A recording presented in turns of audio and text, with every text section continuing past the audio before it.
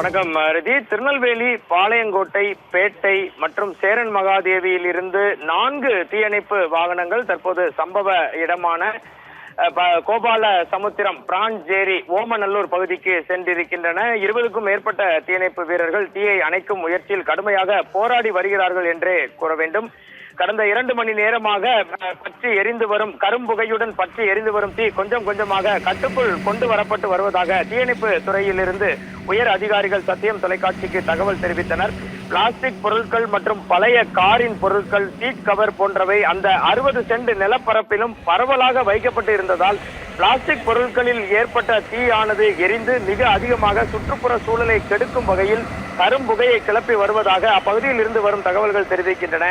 அருகில் நீர் நிலைகள் எதுவும் இல்லாததால் முதலில் வந்த தீயணைப்பு வாகனத்தின் தண்ணீர் முழுவதும் காலியான நிலையில் தொடர்ந்து மற்ற பகுதியில் இருந்து வந்த தீயணைப்பு வாகனங்களில் இருந்து தீயை அணைக்கும் முயற்சி மேற்கொள்ளப்பட்டு வருகிறது. இது தவிர அந்த பகுதியின் அருகில் அக்கம்பக்கத்தில் இருக்கும் தண்ணீர் லாரிகளின் உதவியும் கோரப்பட்டுள்ளதாக களத்தில் இருந்து நமக்கு கிடைக்கும் தகவல்கள் தெரிவிக்கின்றன. தீ விபத்து குறித்து தகவல் தெரிந்த மாவட்ட வருவாய்த்துறையினர், காவல்துறையினர் மற்றும் அனைத்து துறைகளின் உயர் அதிகாரிகள் தற்போது அங்கு விரைந்துள்ளனர். அங்கு முகாமிட்டு நிலைமையை சீர்படுத்தி வருகின்றனர். மாவட்ட தீயணைப்பு அலுவலர் கார்த்திகேயன், தீயணைப்பு அலுவலர் கிருஷ்ணபிரியா என அனைத்து உயர் அதிகாரிகளும் அங்கு முகாமிட்டுள்ளனர். காற்றின் வேகம் அதிகமாக இருப்பதால் தொடர்ந்து தீயை அணைப்பது மிகுந்த சவாலான பணியாக இருப்பதாக தீயணைப்பு துறையிலிருந்து வரும் தகவல்கள் தெரிவிக்கின்றன.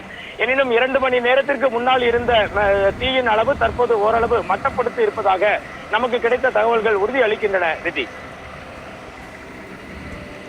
ஜெயச்சந்திரனின் அடடா ஆடியோ ஆஃபர் 5 முதல் 70% வரை டிஸ்கவுண்ட்.